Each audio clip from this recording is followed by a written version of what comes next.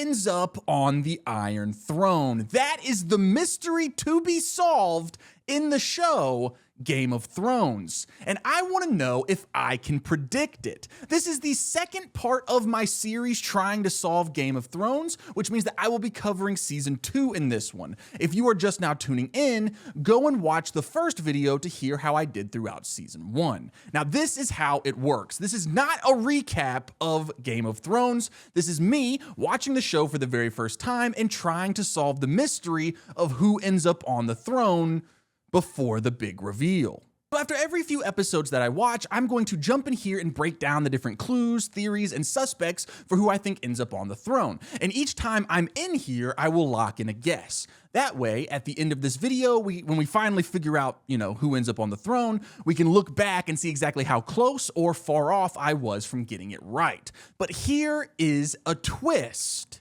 Every time I jump in here to lock in my guess on who ends up on the throne, I'm also going to lock in a prediction for who I think dies next. Because this show is, super famous for killing off characters left and right. So, with all of that out of the way, let's jump into the first episode of season 2 of Game of Thrones and begin our journey of trying to solve who ends up on the Iron Throne before the reveal.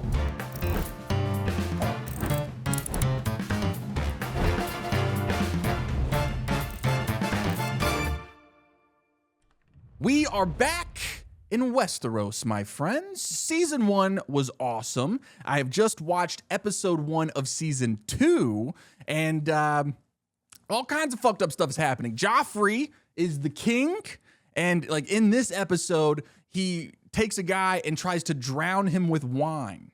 Just dumping a whole barrel of wine down his throat until he dies. But he doesn't die. He doesn't die.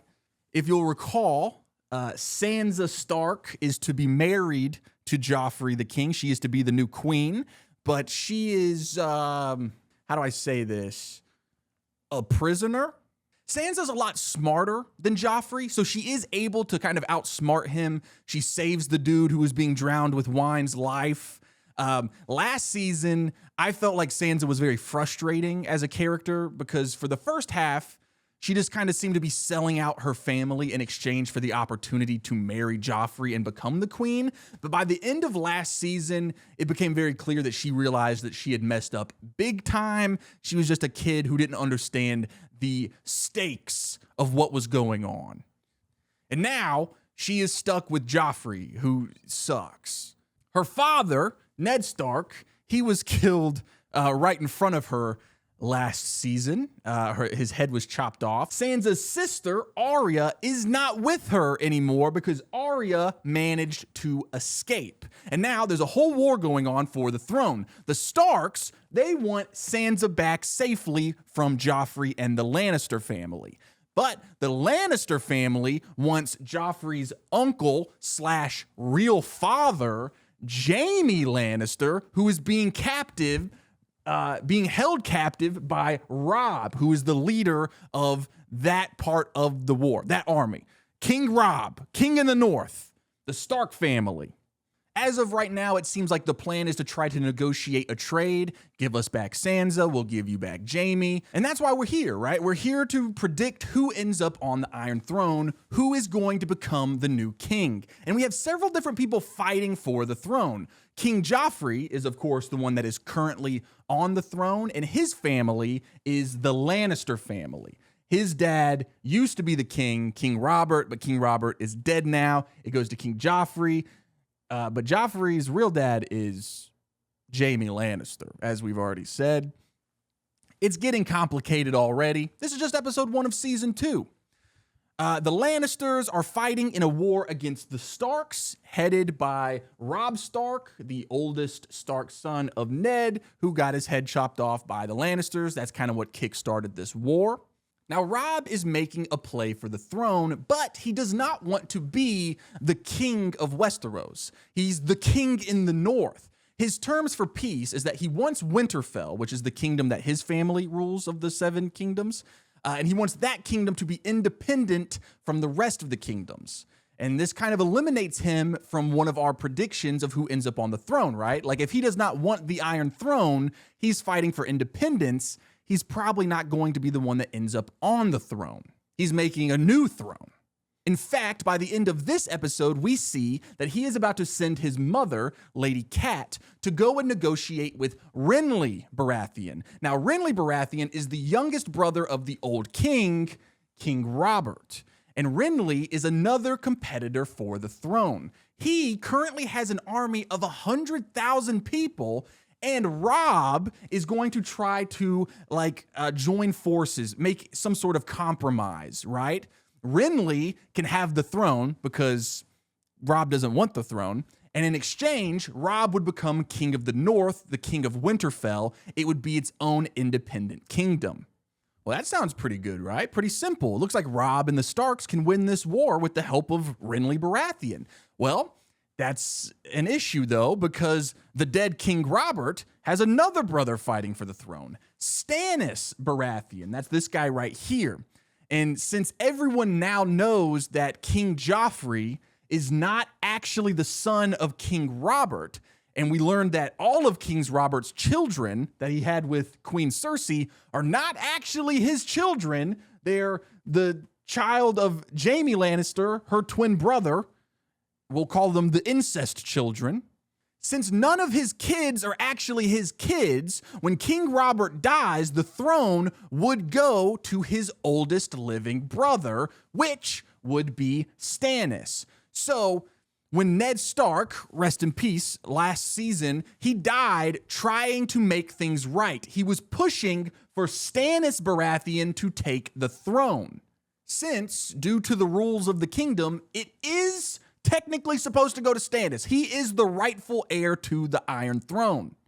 He's got a bit of an army, and he's working with this lady who seems to be some sort of religious figure. Like, she just keeps talking about the new god, the god of light. I'm not really sure what that whole deal is yet, but one of Stannis's trusted advisors kills himself in an attempt to also kill this lady, whose name is Melisandre.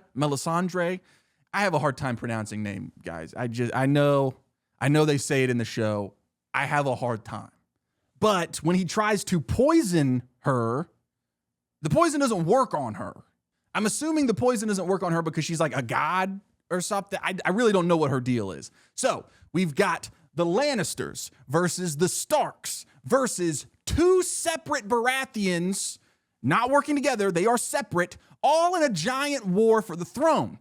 But that is not all, because we also learn in this episode that there is a new army building up north of the wall. Remember, there's a giant wall up north near Winterfell, which is where the Starks are from. And this giant wall separates Westeros, the realm, from the wilderness and the danger that is north of the wall. It's not civilization up there. It's just wilderness. And the people in charge of guarding that wall and protecting the whole kingdom are the men of the Night's Watch. They take a vow. They're never supposed to get married. They're never supposed to have children. One of our main characters, Jon Snow, is a part of the Night's Watch. And they are all currently north of the wall trying to figure out what's going on. Because last season, we saw a bunch of spooky creatures called White Walkers. And these White Walkers are killing people left and right. And now, word on the street is that the longest summer is ending. And now, a long winter is coming. And it's going to get pretty dangerous. But that's not what we're talking about right now. Right now, we're talking about a guy named Mance Rayder. Basically, the Night's Watch show up at this house in the wilderness. And there's this creepy-ass dude there named Craster. Craster has a ton of daughters who are also his wives. Tons of them. And so this creepy dude tells the men of the Night's Watch about this dude named Mance Rayder. Mance Rayder is a former member of the Night's Watch who abandoned his post, abandoned his vows, and he started living north of the wall with the wildlings. Wildlings are the people who live north of the wall. They're talked about like they're wild animals. They're not a part of the kingdom. They're not citizens of the realm, right? They are all on their own, and they seem to live in individual tribes.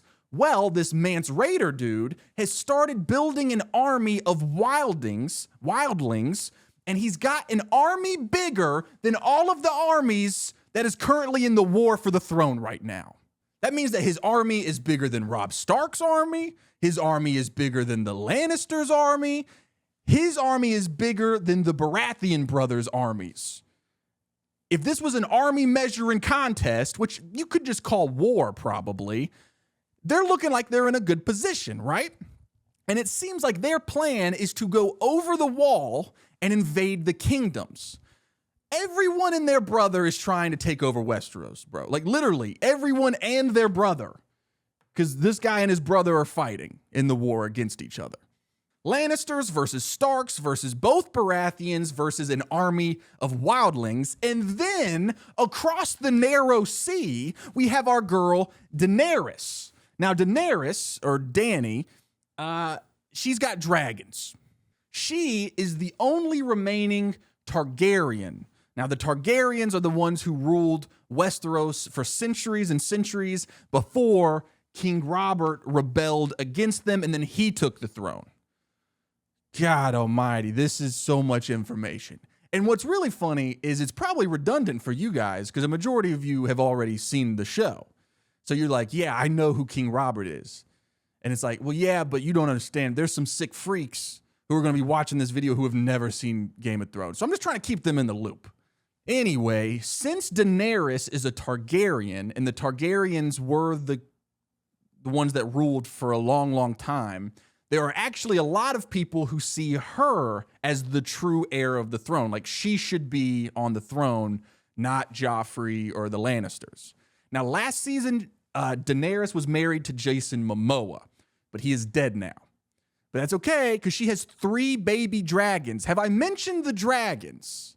Dragons are a big deal because apparently they have been extinct for centuries. But now she's just got some. So I feel like she's going to be a really big force to reckon with in this war. But as of right now, she's struggling. She's only got a small group of followers.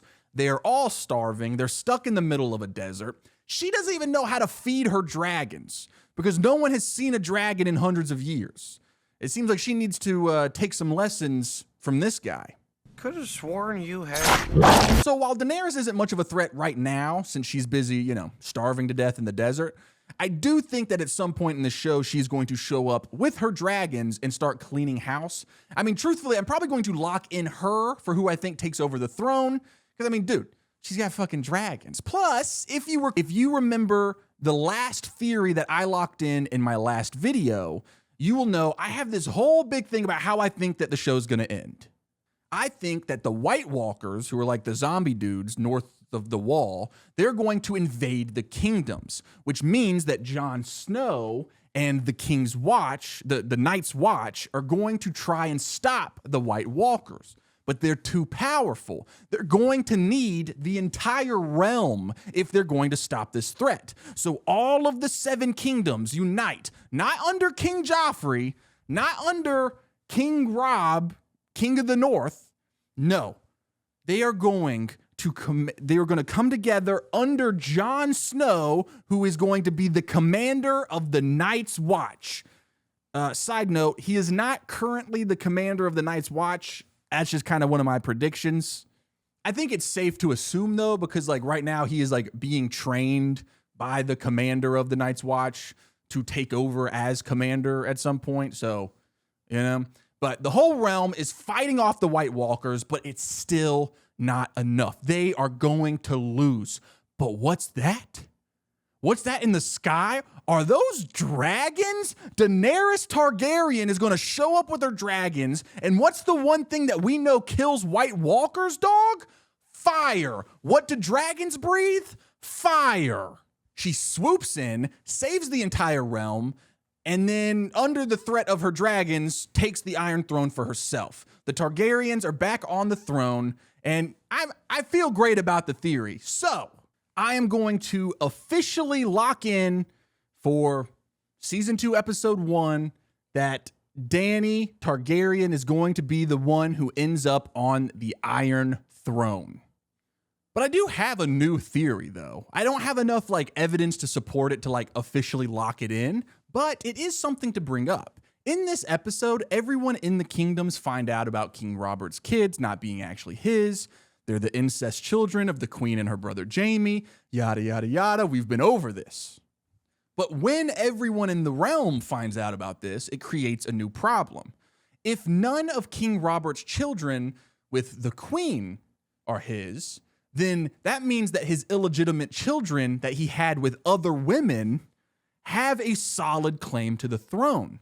So that means that the King's Guard or the whatever the soldiers are in King's Landing, they start going around and killing these secret kids that King Robert had with other women who weren't the queen. But one of them escapes, Gendry. Gendry, last name not Baratheon, but it should be because his father is Robert Baratheon. He's a really good blacksmith. Right now, he has run off with the Night's Watch recruits, which is also where Arya Stark is. She is in disguise as a boy in order to not get captured by the Lannisters after they chopped her dad's head off. My theory is that Gendry, who is King Robert's only living son, from what I understand, might end up being the one who ends up on the throne. I mean, it seems like he's going to become best friends with Arya, who is currently with him traveling, and the two of them could become a fucking problem, bro, because Arya is already shaping up to be a really great warrior, and Gendry is a really great blacksmith. Together, they would be unstoppable. I'm thinking that Gendry ends up joining the war with an army that steps up when they find out that he's the one true son of King Robert, and with Arya as like his right-hand man, they could join the war and take out the Lannisters or something. Or maybe because Arya is with him, Arya would be able to manage to convince her brother Robb into teaming up with them so that they all work together and take over the realm, especially since Robb doesn't even want the throne right now.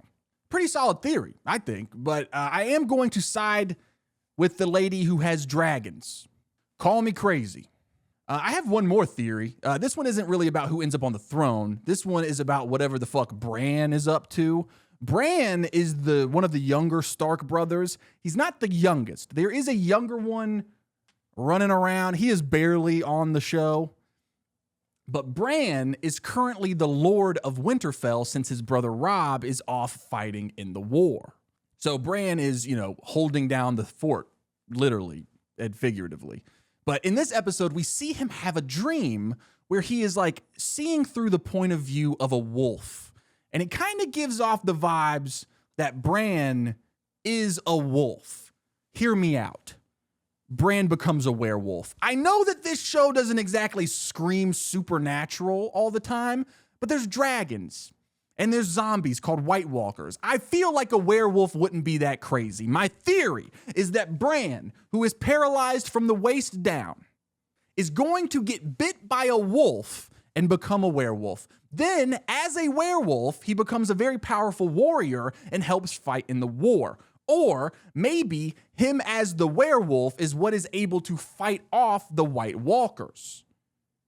I don't know, dude. I feel like it's happening. The Stark's sigil is a dire wolf. All of the Stark children had a dire wolf at some point. In fact, Robb, Bran, Jon Snow, and Rickon all still have their dire wolves. In fact, we actually see Robb's direwolf in this episode. That thing is huge. Oh, and do you remember what happened to Arya's direwolf? She had to let it go and let it just run off into the woods to keep it from being killed by the Lannisters.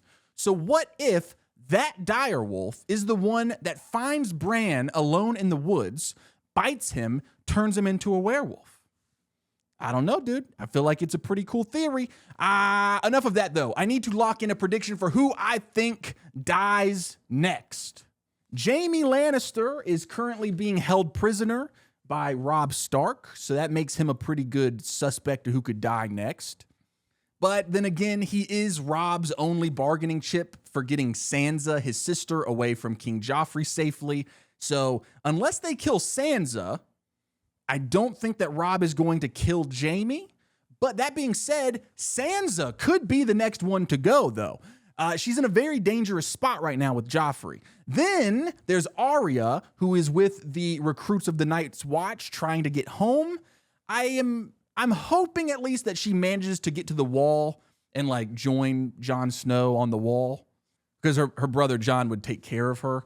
But I don't know, dude. There's hundreds of characters that we know now. I had to change up the conspiracy wall because I made a grave error last video. I thought that I would have enough room, but I've cut them down.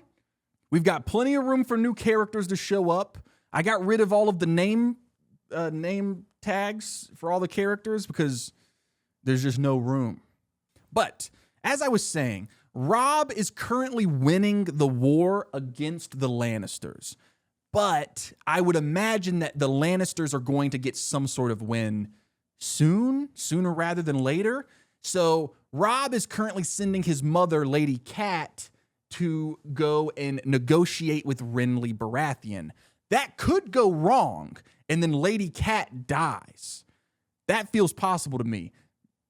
Mostly because I feel like Lady Cat's story has kind of run its course. Her husband is dead.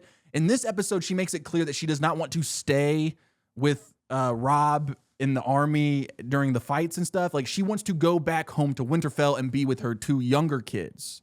But I'm thinking that she dies before she's able to get back home with them. I just don't see a story where she goes back home and then Bran is like, all right, I'm going to go back to being a kid now. Like, he's the Lord of Winterfell now, and I think that we're getting some like solid story stuff with him maybe becoming a werewolf. We could call him like the Wolf Lord of Winterfell. But I don't see a world where Lady Cat just like goes back home and things go back to normal. So I am going to lock in Lady Cat for who I think dies next. All right, we got Lady Cat locked in for who dies next. We've got Dany Targaryen locked in for who ends up on the Iron Throne. Let's go watch the next 2 episodes and see what we can learn. I have a royal warrant. One of these gutter rats you're transporting. They're looking for me. They don't like the idea of a woman leading a Khalasar. They will like it far less when I am done with them. This is one of Craster's daughters. I'm going to have a baby. If it's a boy. It's a boy, what? I just watched episodes 2 and 3. And guess what? More people have joined this war. I understand that the show is called Game of Thrones. I get that. But this is just insane, people. I'm supposed to figure out who ends up on the throne when everyone in the goddamn show is trying to take the throne. I will say, though, even though we get more and more people making a claim for the throne, I have a little bit of a strategy that makes it a little bit simpler. With my genius strategy, they could add 50 more royal families trying to take the throne, but that's okay. What is this super smart, super intelligent strategy that you have, Chase? Thank you very much for asking. I'm only going to be locking in characters that we met in season 1. In particular, characters that were like main characters in season 1, especially when they have continued to be main characters in this season. Because the person who ends up on the throne most likely going to be someone who has been prominently featured the entire show, right? So that means that we are looking mostly at the Starks, the Lannisters, and Dany Targaryen. We could essentially write off characters like Renly Baratheon. This is the youngest brother of the dead King Robert. Now, he has been like involved in season 1 and now seems to be becoming more involved in season 2, but he was definitely not a main character in season 1. And if you look at him now in season 2, this is what he's got going on, right? He has 100,000 men in his army. Does not take a genius to see that he is about to lead that 100,000 men to their deaths. I mean, Lady Cat, who is visiting his like war camp right now to try to get him to team up with Robb Stark's army, she even tells him, dude, you're just playing war. You're not taking it seriously. And don't get me wrong, guys, I like Renly. I like Renly Baratheon. But while it does make sense for him to team up with Robb Stark's army, so that way, because Robb doesn't want the throne, so Renly could have the throne, and then he could give Robb the North. That makes a lot of sense, but that's just not going to happen, dude. Renly he's not taking this seriously. He is getting a lot of screen time in these 2 episodes. So maybe I'm wrong. Like, we see him with his boyfriend, who he is seeing in private. Then he is married to his boyfriend's sister, who he is seeing in public.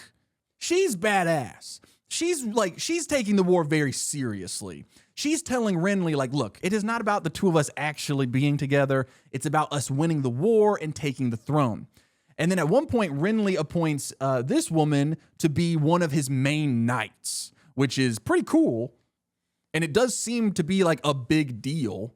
Like the way that the show edited it and like shot it, it feels like this is going to be an important detail.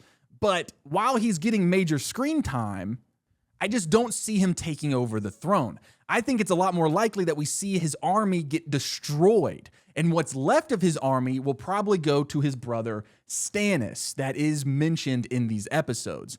And Stannis gets some major moments in these episodes as well, just like his brother. We meet him for the first time in episode 1, but in these 2 episodes, buckle up, dude. We never met him in season 1, so I'm hesitant to consider him for who might end up on the throne, but truthfully, he's in a lot better position than his brother Renly. Well, why is that, Chase? You just gave a whole thing about your strategy, and he wasn't even in season 1. Why do you think he's in a better position than a character who was in season 1, even though he wasn't a main character? Well, because it's storytelling 101, brother. Renly has a huge army. He only has one way to go: down. Stannis, meanwhile, barely has an army. So that would make him like a scrappy underdog. So the story for him would to be making a major upset and ending up becoming a powerful force in the war. That's a way better story than someone who's already got all of the money and resources winning the war. Does that make sense? Plus, they are giving a lot of screen time to the religious figure lady that's working with him. Like, she even convinces him to sleep with her. For some reason, she's like, you must give all of yourself to the God of light. I fail to see how that plays into that, unless she is the God of light, like in human form, in which case I could be like, okay, well, that makes sense. It's just like, it's like a cult leader thing where it's like, you know, like a cult leader would be like, look, God loves you and he wants you to sleep with me. It's like, I fail to see how those correlate. But, you know, jokes aside, it would be pretty cool if we do find out she is a god. That would be interesting. I don't think it's out of like I think that could happen. Again, we've talked about this before. There's zombies and there's dragons. But even though I see them becoming a major part of the war, definitely going farther than Renly, I don't know if they're going to end up on the throne. I think I'm doing a better job pronouncing the names this season. You know what I think it is? I think when I have all of the names written down, and then like when I'm like reading from my script, I think I just want to pronounce them the way that they're written, because I'm not allowed to like read the comments on the videos like this, because if I see a spoiler, it could ruin the whole series. But I do have someone that like goes through comments and like gives me the ones without spoilers. And there's like 5 people on the last Game of Thrones video that were like, this dude doesn't pronounce any of the names right. He didn't even watch the show. I bet AI wrote this video. And I was like, dude, that's got to be the most insulting thing ever said to me, bro. I would never fucking use AI. I take a lot of pride in my writing.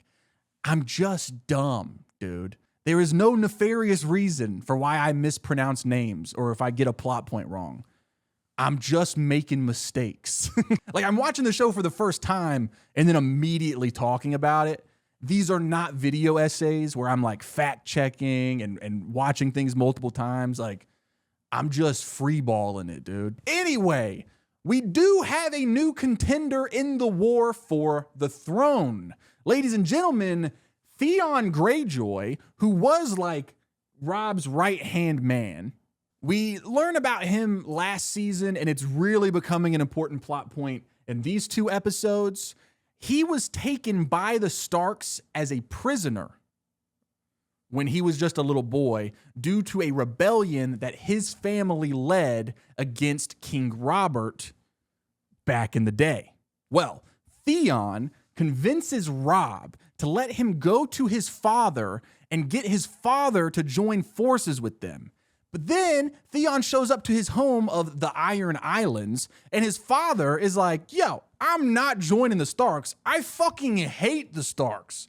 Instead, I'm going to invade the North while Robb is busy fighting elsewhere. And then he makes Theon choose between Robb and him. And it's like, it's one of those things where he's like, oh, you're going to choose Robb? You're going to choose the Starks? The people who stole you from here as a child, who killed all of your brothers? You're going to side with them, playboy? And Theon, who at the end of the day is just a poor, pitiful son wanting the respect of his father, chooses to betray Robb and join his father in invading the North. It is insane to me, dude. I do understand Theon is in a difficult position. Why would he choose to help the family that kidnapped him when he was a child? But also, Robb is like a brother to him. They grew up together. But yeah, the Greyjoys have entered the war, albeit in a different way. I do not foresee Theon nor his father or his sister, who we just met, which I don't even know if I should talk about that. Theon like meets a lady and is like, I'm going to get it on with this lady. And then after he's kind of gotten it on a little bit with the lady, he gets to the castle and his dad's like, oh, I see you've met your sister. And he's like, huh? I don't foresee Theon or his dad or his sister ending up on the Iron Throne. I think we can move on from that one as well. A major plot line in these 2 episodes is the fact that the City Watch, which is like the king's personal cops, they are chasing down the Night's Watch recruits. That is where both Arya and Gendry are hiding. Gendry is Robert Baratheon's illegitimate child, and from what I understand, he is the last remaining, which gives him a solid claim to the throne.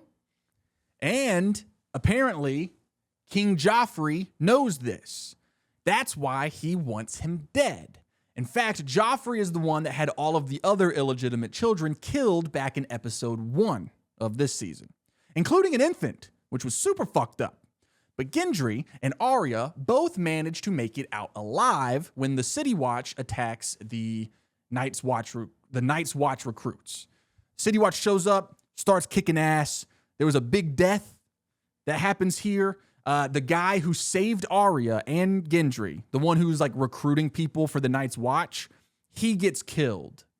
I keep forgetting that I can lock in these like secondary characters when I'm trying to predict who dies next. In fact, it's not smart for me to lock in main characters because last time I locked in Lady Cat for who I think was going to die next. It's a lot more likely that someone not important to the show is going to die episode to episode. So I do need to rework my strategy there.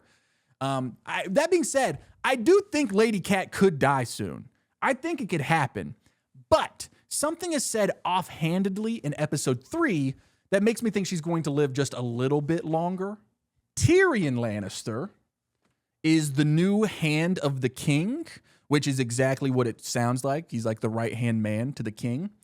Basically, he's crushing. He's immediately testing all of the other people in the king's court to see who he can trust. And considering Ned Stark was the previous Hand of the King, and they, chopped his head off, probably a good move.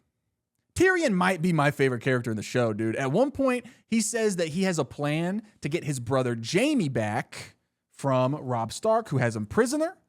And this plan has to do with Lady Cat. That's why I think that she's going to live a little bit longer because of Tyrion's plan. Tyrion, looking like a solid contender for who could end up on the throne, bro.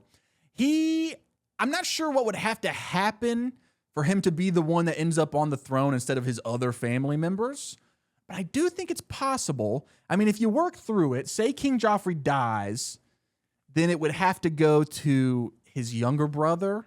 But then if that brother died, then maybe it would go to Jaime, or maybe even the father of the Lannister family. Anyway, if everyone dies, Tyrion could probably end up on the throne. He's honestly really good at ruling. He's playing the political games of King's Landing. And he does not seem to agree with how his sister Cersei and King Joffrey are running the kingdom. My theory here is that maybe Tyrion gets sick of all the terrible things that his family is doing, and he joins up with Robb Stark. Then maybe right as Robb is about to take the throne, Tyrion backstabs him, literally, and then takes the throne for himself. I mean, Tyrion even says at one point in these 2 episodes, he goes, "Ned Stark was an honorable man. I'm not." That would be pretty fascinating. And considering he has been a main character in both seasons, something that it cannot be said about too many characters in this show, I'm going to keep him as a solid suspect for who could end up on the throne. Every time I say the name Robb Stark, it just feels out of place compared to like the other names like Tyrion or Sansa, Joffrey, Gendry. And then there's Robb. And then the name Robert, you could have many nicknames. He could be Bobby.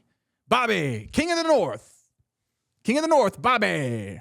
Another major contender is Jon Snow, of course, because he's such a main character. We'll always have to kind of keep him on rotation for who ends up on the throne, just because of how famous his character is. He's one of the only characters whose name I knew before watching the show. I'm fairly certain that everyone has heard of Jon Snow, even if you've never watched the show. But as I've brought up in the last video, Jon Snow's vow to the Night's Watch would make it impossible for him to take the throne. I do think that it's way more likely that he becomes the commander of the Night's Watch and that he is going to be leading the battle against the White Walkers. So I will not be locking in Jon Snow for who ends up on the throne. In this batch of episodes, the Night's Watch are still at that Craster dude's house, you know, the one with all the daughter wives. And he watches as Craster gives up one of the boy babies as a sacrifice to something in the woods. I'm fairly certain that the creature in the woods was a White Walker, but I am not certain. But Jon saw it happen, and it freaked him out. I cannot say I blame him. Meanwhile, Dany Targaryen and her people are still starving in the middle of the desert. Not much is happening with her in these episodes, but she is not having a good time. But then again, she's at the bottom right now. There's only one way for her to go, up. That makes for better storytelling. That makes for a better show, right? Well, I guess these were books first. It makes for a better book adaptation. I do truly think she is going to be a major player in the war once she is able to get herself and her dragons across the narrow sea. I mean, dude, I'm having a hard time seeing how anyone but her ends up on the Iron Throne right now. And I really, really love my theory of how it happens, because the White Walkers are being teased in this show constantly. They've got to end up being a huge threat to the realm. I mean, what other show has a slow burn like this, where it's like, we saw the White Walkers in episode 1, season 1, and then it's been like slowly referencing them over the course of all of season 1, and now we're 3 episodes into season 2. Still haven't seen them like show up. They're just like creeping in the night, grabbing babies. Some people call the White Walkers the P. Diddy of Game of Thrones. I think that the only one that's going to be able to stop the White Walkers is going to be Dany with her dragons. So again, because of the theory that I locked in the last section, I really think she could end up on the Iron Throne. But I mentioned a theory in the last section about Arya and Gendry. They have I wouldn't say that they're becoming best friends, but I could see it happening, right? After what happens in these 2 episodes, I feel like we're in the right direction.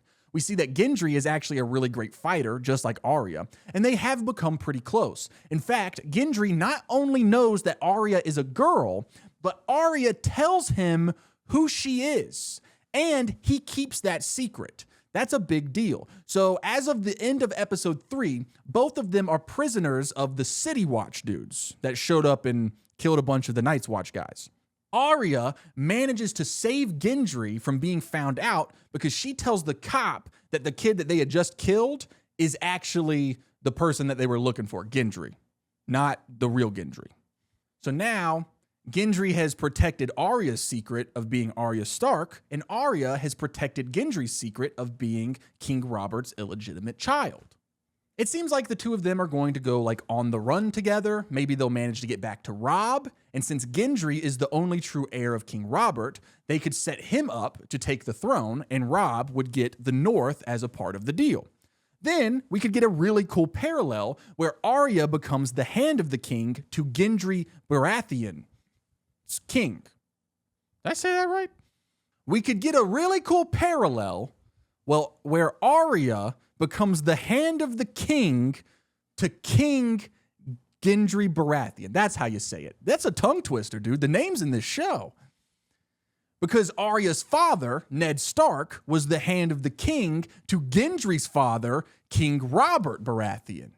Pretty good theory, if you ask me. In fact, this might be crazy of me, I'm going to switch my locked-in theory from Dany Targaryen and put it onto Gendry Baratheon. If I'm being honest, Dany taking over with her dragons feels like the most realistic theory, especially with the whole, like, she's the last living Targaryen thing. It just feels like a good ending to the show. But honestly, dude, if I'm going to go back on my strategy that I mentioned earlier about only locking in main characters from season 1, I think I do have a good reason for doing it here, right? Because all of season 1 is we see Arya's character going through this arc about how she doesn't want to be a lady of the court. She wants to be a knight. And now she is seemingly teaming up with someone who, while he was not a main character last season, he was set up in a major way. Because last season, Ned Stark, finding out that Gendry is the true son of King Robert, that was a huge deal, and it directly led to Ned's death. And that was the start of this whole war. So why would they set up this giant plot point about how this dude Gendry is the true heir to the throne, and then, so far this season, it has been heavily talked about. Like, I mean, we see the king's cops searching all over the city for Gendry. Then Gendry is the only one who manages to escape. They chase him through the woods on the, trying to find the Night's Watch to find him there. There just has to be a good reason that all of this is happening. And I think that Arya and Gendry could become like the main characters of the show as this season goes on. I'm feeling extremely good about it. So I am locking in Gendry, the true son of Robert Baratheon, for who ends up on the Iron Throne. And I just think that Arya is going to play a major part in that. Now, we need to lock in who we think is going to die next. And after seeing the Night's Watch recruiter guy die in these episodes, I should probably be locking in secondary characters instead of main characters. It just feels like it's a lot more likely that someone like Tyrion's girlfriend is more likely to die, right? Or I'm actually, now that I'm saying it out loud, I could see Sansa being the one to die next. As we've already said, she's in a really bad position right now. She's a glorified prisoner at this point. She's a prisoner with a fancy name. She's being forced to marry Joffrey. I feel bad for not liking her last season, but like, how was I supposed to know? There's characters like Littlefinger and the Spider who were like, I feel like really big deals last season. But as of this point in season 2, we haven't seen them too terribly much. Both of them are on Tyrion's good side right now as he is testing who he can trust in the king's court. So perhaps they'll play a major role in how he's ruling the kingdom right now. And then there's Jaime Lannister, who, he's still a captive, so that's always an option. But then remember that Tyrion brought up that plan to use Lady Cat to try to release Jaime. So it seems like Jaime is probably going to be around for a little while too. Then there's our friends in the Night's Watch who are north of the Wall right now. I'm guessing that we're going to get some sort of action with them in the White Walkers or the Wildlings or something soon. And if that happens, look, I don't want to say this.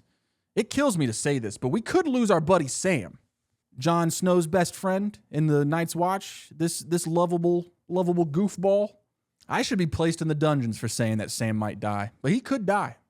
I just feel like we're going to get more and more scenes about how dangerous the White Walkers are, how dangerous the Wildlings are as we get further into this season. And it just makes sense from a storytelling point to have more men of the Night's Watch die to just really show us how dangerous it is north of the Wall.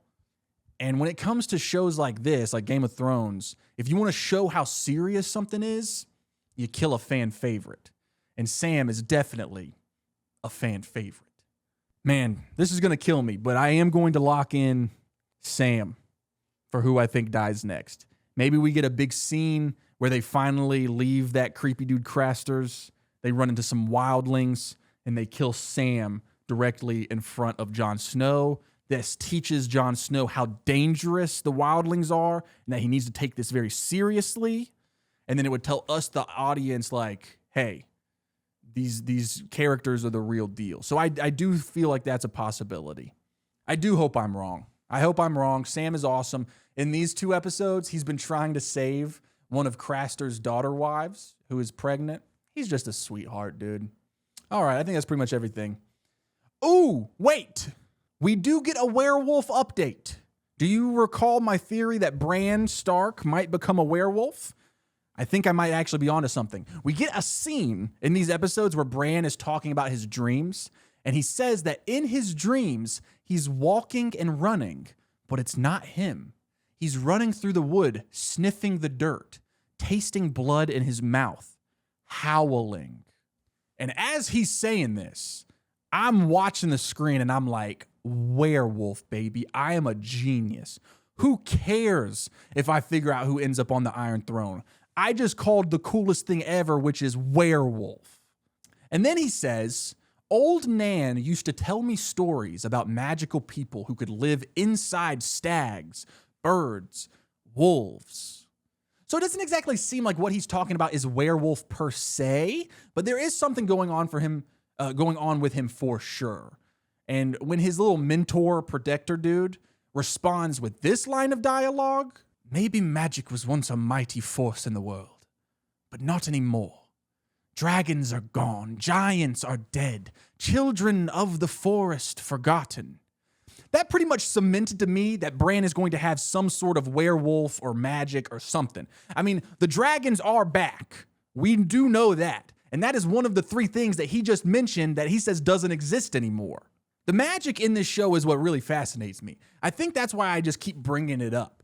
It's just got to have a major role in the show, but I don't know how it's supposed to connect to the political side of the show that is most of the show. Like 90% of these episodes are like political thriller. I've never seen the show West Wing, but I imagine it's not too different. It's just all about the political relationships that lead to the throne. So it's like, how do dragons and zombies and magic play into that? And I don't know yet, but I'm very excited about it. And I'm worried that if I don't account for it, then there's no way I can predict who ends up on the throne. I have to try to work out in my head how the supernatural is going to work with the politics, because I think where those two intersect is where the result is. Does that make sense? Or am I just stammering? Like, what I'm trying to say is, if supernatural stuff like dragons and zombies are going to be a major part of the show, and I'm over here like, well, I don't know, Tyrion is pretty good at ruling the kingdom, that could just be silly. I might just need to be looking at like the most bizarre magical answer. Like this priestess lady who might be a god. I don't know. We will not know more until we get some more information. So let's go watch the next 2 episodes and see what we can learn. Why are you here? I'm a practical man. You still have many friends at court, Your Grace. Nice. Every time the Carthians shut their gates on a traveler, the Garden of Bones grows. You. Strange that this Lord of Light asks you to work in the shadows. Are you afraid? All right, dude, I just watched episodes 4 and 5. And in the last section, I locked in that Sam was going to die next. And honestly, that could still happen soon, since the Night's Watch are out in the wilderness trying to infiltrate Mance Rayder's wildling army. But it did not happen in these 2 episodes. But a major character does die in a pretty insane way, by the way. Basically, Robb Stark sent his mom, Lady Cat, to go and speak to Renly Baratheon. And she's supposed to kind of pitch him on a treaty, right? About them joining forces in the war. Well, she does this, and the terms are pretty chill. So basically, it'd be like both armies work together. We'll take out King's Landing. You can take the Iron Throne because Robb has no desire to take the Iron Throne. Then all Robb wants in return for giving Renly the Iron Throne is that the North would have its independence where he will rule. Renly is like, yeah, that's cool, big dog. Lady Cat's like, all right, cool. That's a done deal. We can shake on it. I'll go tell Robb. But then there's one problem here, and that is Renly's brother, Stannis Baratheon. He is also making a play at the throne. He has arrived, and the two of them are about to do battle. Stannis' army versus Renly's army. And they're like, all right, in the morning, we're going to fight, dog. And Renly is like, okay, I've got 100,000 men. You're not going to stand a chance against me. But what Renly does not know is that Stannis is not going to wait until the morning. He gets his fire priestess, as they've been calling her sometimes, gets her. She sneaks onto the land in the middle of the night where Renly and his army have set up camp and gives birth to a demon. Now, I don't know what the fuck this was about. She was just like, yo, check this out. And then she dropped down, boom, demon. Then that demon shows up in Renly's tent while he is talking to Lady Cat. And the demon shadow thing stabs and kills Renly. Now, obviously, no one believes that a demon did this. So some people are saying that it's Lady Cat. Some people are saying that it was Brienne, who is the new female knight. She was the one guarding Renly. So they're saying that it was her that did it. So Lady Cat and Brienne, they make a run for it. And now they're working together because Brienne has sworn an oath to Lady Cat. What this means for me is that I have once again failed to predict who's going to die next. I will get one eventually, dude. But what really matters when it comes to Renly's death is what it means for the war. All of his bannermen have switched over to his brother, Stannis. So now, Stannis not only has a witch lady who can give birth to demons that stab their enemies, but he also has the biggest army in the war.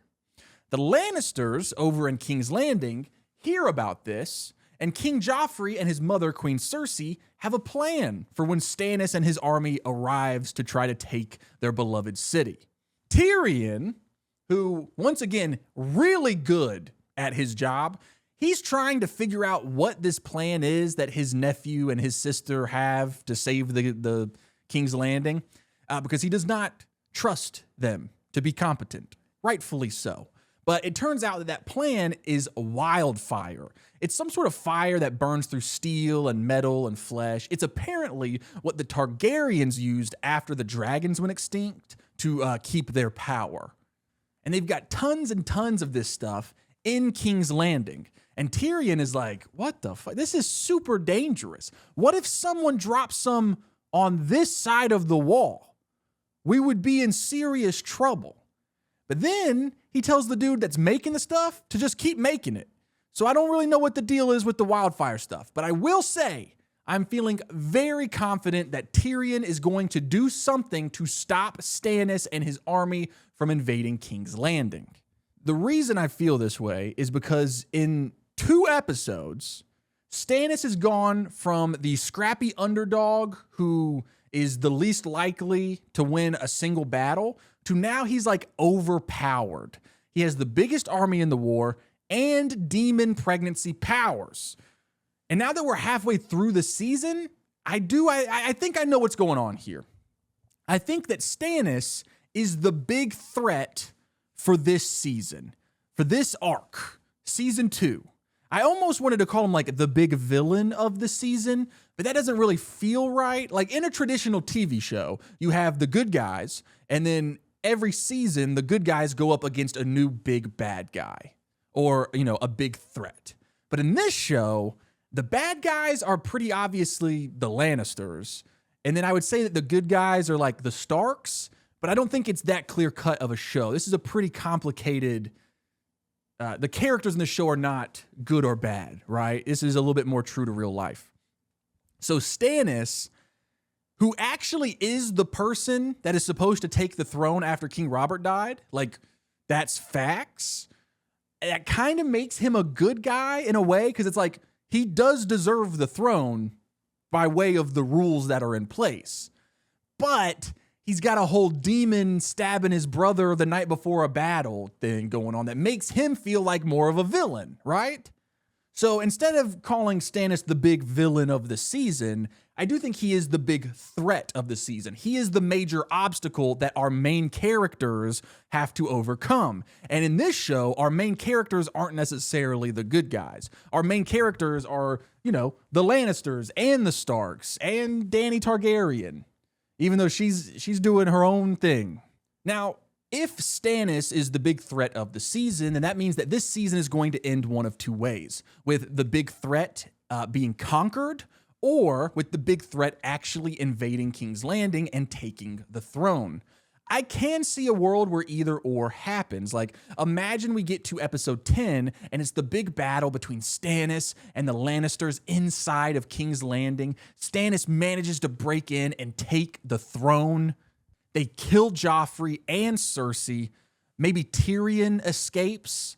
But the big thing that happens is that they kill Sansa. So now, Stannis is king, but he's killed Robb's sister. So the Starks are furious, which causes the war to continue. But instead of it being Starks versus Lannisters, it would be Starks versus Stannis Baratheon. I could see that happening, or I could see Stannis being defeated by Tyrion and the Lannisters. Either way, I do think that this season is going to end with fewer armies in the war. Because, now that Renly is done for, we've just got 3 major families fighting in the war, right? We have the Starks, the Lannisters, and Stannis Baratheon. But we know that the Greyjoys of the Iron Islands are also invading the north. So they've joined the war just in a different way. The Starks are very much going to have their hands full with 2 different wars coming from 2 different angles, right? They're trying to defend the North from the Greyjoys, and then they're also trying to do an offense against the King's Landing people, the Lannisters and the King Joffreys and such. Then, like I mentioned, there's Dany Targaryen, who in these episodes does get out of the desert and into the very rich and important city of Qarth. It seems like she might be marrying some rich guy in the city. And then there's like a vault that I think she's supposed to break into or something. I'm not really sure what the whole deal is right now. The guy that she might marry is like, this is a vault. And I invited any burglar or person to try to break into it and no one could. And so I'm like, do you want her to break into it for you? I don't really quite understand.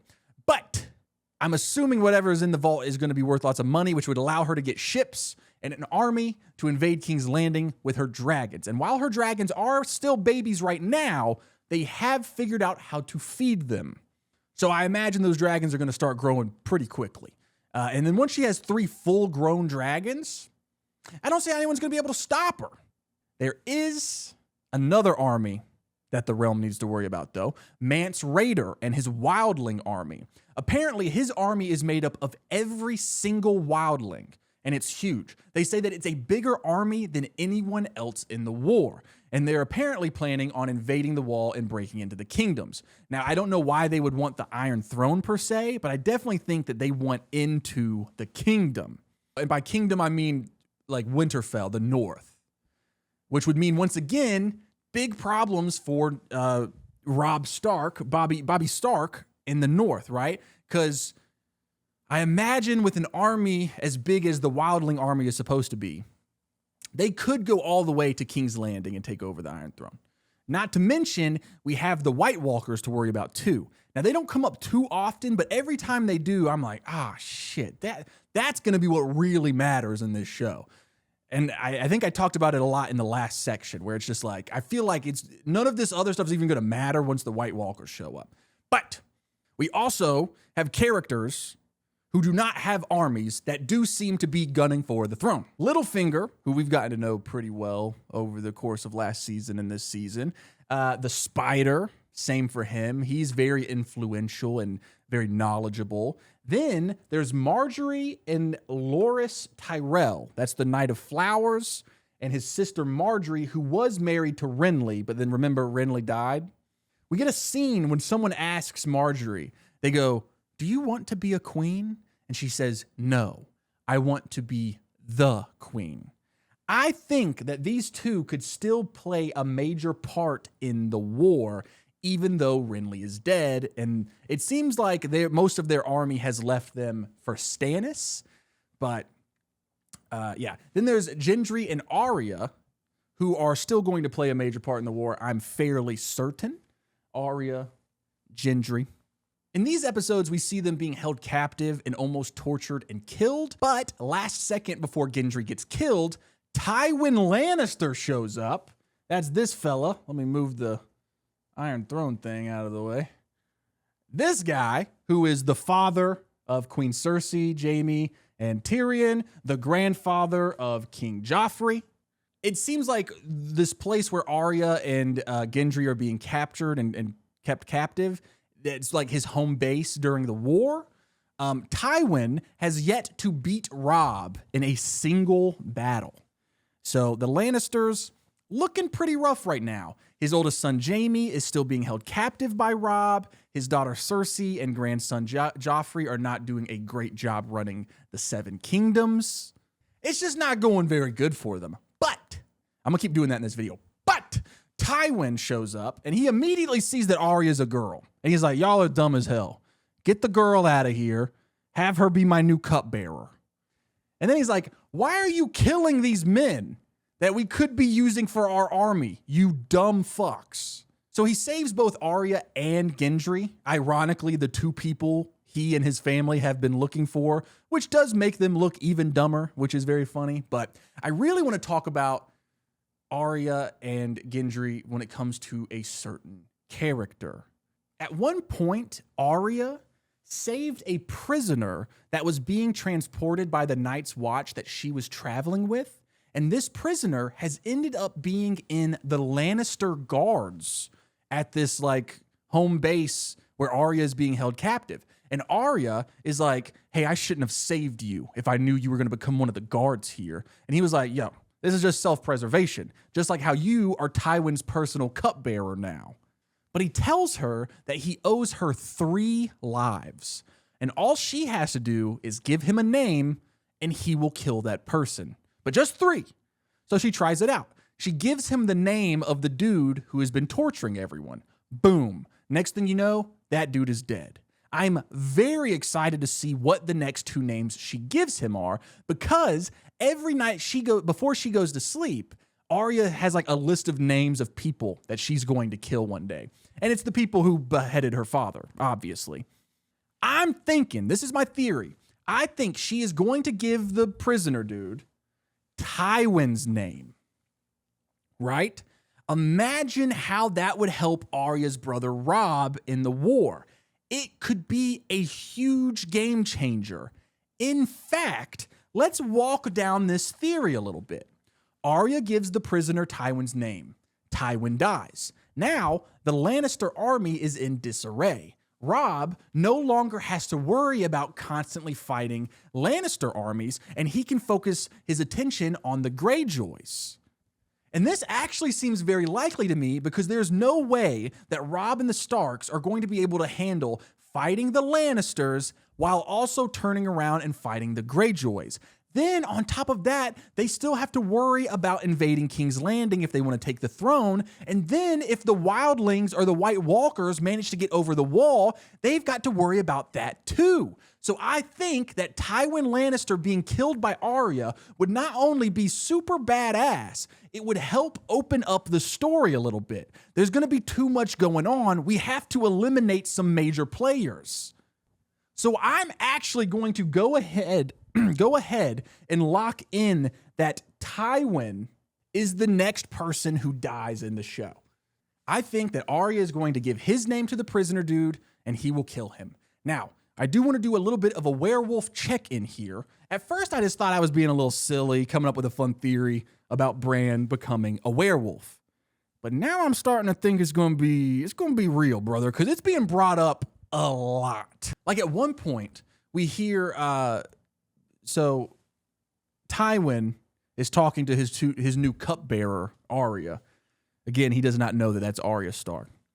And he's like, what do the people of the North say about Robb Stark? And she starts telling him about what the people say about Robb. And they say how Robb can turn into a wolf whenever he wants, and that Robb Stark cannot be killed. Now, I'm fairly certain that this is just because of Robb's direwolf that he brings into battle, that people are saying stuff like this, or that he has yet to lose a battle. It starts a rumor that, he cannot be killed. But think about it. The Starks family sigil is a direwolf, and the direwolves have been a major part of the show since the very first episode. Robb is using his direwolf to cause some serious damage in the war, and then we have a whole thing where Bran is having dreams where he sees himself as a wolf. Plus, in episode 5, we find out that he had a dream about the ocean invading Winterfell. And now he doesn't know this yet, but we, the audience, do know that he's dead accurate because the Greyjoys who come from the sea are currently heading to invade Winterfell. So there's clearly something supernatural going on with Bran and potentially the other Starks. Here's my theory. We have been slowly getting more and more supernatural things in the show. The White Walkers, there's dragons who are back now. When Dany is in Karth, she meets a creepy motherfucker who can duplicate himself, and his mouth is blue. And then there's this line of dialogue that we've already talked about, but I just haven't been able to stop thinking about it. It's the line, maybe magic was once a mighty force in the world, but not anymore. Dragons are gone, giants are dead, children of the forest forgotten. Dragons are back, and we haven't seen any giants, but children of the forest could mean werewolves. I think that the amount of talk we are getting about wolves, that the Starks' ancestors could have been werewolves. And that is how their family was able to survive the North and the winters for hundreds of years or whatever. They can turn into wolves. And now that we are slowly seeing magic return to the world, what if the werewolf blood that is running through the Starks is starting to wake up and turn them into werewolves? What if Bran in particular has a connection with the Ancestry.com werewolf stuff, and he becomes a full-fledged werewolf, and then Robb and Jon Snow could also become werewolves at some point. Maybe that's what helps them take out all of the different armies that they're having to deal with. The Lannisters, the Greyjoys, the Wildling army, the White Walkers, maybe even the dragons. When Dany manages to cross the Narrow Sea, they will be able to go up against the dragons because they are also supernatural beings. I think I'm onto something here, but I need to lock in who I think ends up on the throne.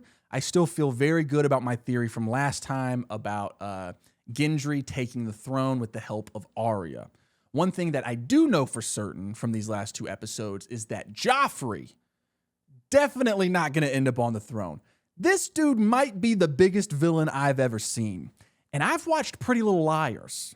In these episodes, he almost shoots Sansa with a crossbow and then has her stripped publicly before Tyrion is able to show up and put a stop to it. He also has 2 ladies of the night sent to his room. And so what does he do? He holds them at crossbow point and forces them to hurt each other. He's a fucking sadist. The peasants have started calling Joffrey the Rotten King. I think that he will definitely be going the same way that the Mad King went. Here's my theory. Tyrion will be the one to kill his nephew, Prince Joffrey. Then both Tyrion and his brother Jaime will both be kingslayers, people who were trusted by their kings and betrayed them. I think that is a super cool parallel. And also, I just feel like Tyrion is a super important character. I don't know if it's just because he's like my favorite character right now, or if he's just slowly become the main character of the show. It could be just because I'm noticing more because I like him a lot, but it feels like he's the main character now. Like at this point, we're seeing way more Tyrion than we are Robb Stark. Part of me really wants to lock in Tyrion for who's going to end up on the Iron Throne, but I am going to hold out a little bit. I'm going to lock in Gendry and Arya once again. I also feel very strongly about Dany and her dragons ending up on the throne because she has dragons, but also she is very clearly on the extremely long and difficult journey to get there. Typically, the character who goes on a super long and difficult journey tends to be like the main character who learns the most and changes the most, and then ends up on the throne, right? So I'm gonna keep in my locked-in pick that it's Gendry with the help of Arya, but my other main suspects for who ends up are Dany and Tyrion. Now, the way that this show works with, that could change at any time, but I am feeling really good. The show is just addicting to watch. The show is incredible. It's so much fun trying to figure out who's going to end up on the throne because everything has gotten so complicated and weird that truly anything could happen. And since anything could happen, there's only one way to find out, and that's by going to watch the next 2 episodes and seeing what we can learn. Your Grace, my lady, news from Winterfell. So, my little princess, what is it you want? I need to cross the narrow sea. We're at war. We've always been at war. I want you to know what it's like to love someone before I take her from you. I just watched episodes 6 and 7. And the moral of these 2 episodes are, I hope Theon Greyjoy gets torn apart piece by piece by a werewolf. Yeah, I'm still on the werewolf thing. But dude, Theon is doing Joffrey level evil things in these episodes. Theon shows up and takes Winterfell. But the funny thing about it is that no one really respects Theon as a person. So he wakes up Bran, who is asleep in bed, right? And Theon's like, I just took Winterfell. And Bran's like, took it where? And Theon's like, no, like the castle's mine now. I just took it. And Bran is like, dude, you live here. Why do you need to take it? And Theon then has to explain to him the whole thing. He's like, well, yeah, I was with your brother Robb helping in the war, but then I went and visited my dad, and now I'm a bad guy. Dude, I cannot stress to you enough how much Bran and everyone else does not give a fuck. They're like, okay, fine, just take the castle, I guess, Jesus. And then Theon's like, dude, I've got everyone at sword point, and no one even seems scared. Why does no one respect me? But then, dude, he kills one of the knights of Winterfell, who is like a close family friend. That's when things get pretty dark. I mean, Bran is sobbing as he watches Theon chop this dude's head off. And Theon is not even very good at it. It takes him like 5 swipes with his sword to get the head off. And it was like in that moment, I knew Theon is going to get the living shit beat out of him by Robb. Potentially by Lady Cat. She will kill him. Regardless of who it is, someone in the Stark family is going to beat his ass. So then Bran and Rickon, along with Hodor. Hodor is the big guy who carries Bran around because he can't walk. He's a sweetheart. Really great character. And then Bran also has the wildling lady that we captured last season. Like, I'm a part of the family. We captured her, okay? I was there. They captured her last season. She tried to kill... Well, I won't say she tried to kill. The wildlings she was with tried to kill Bran. But now she is like Bran's, I guess servant is the right word for it, but she cares about Bran. Like they're almost like a little family. Her name is Osha. We haven't really talked about her much in these videos because she doesn't do anything like relating to the mysteries that we're trying to solve, but she is super badass. And she really loves the Stark kids and Hodor.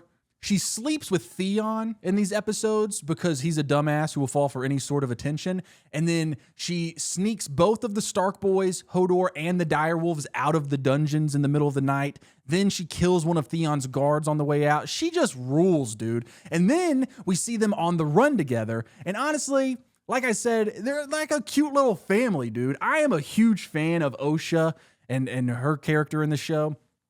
Anyways, Theon and his men are searching all over the place trying to find the Stark boys because they need to have the Stark boys as prisoner to keep Robb and Lady Stark at bay. Which, by the way, Robb and Lady Stark, Lady Cat, they do find out what Theon has done.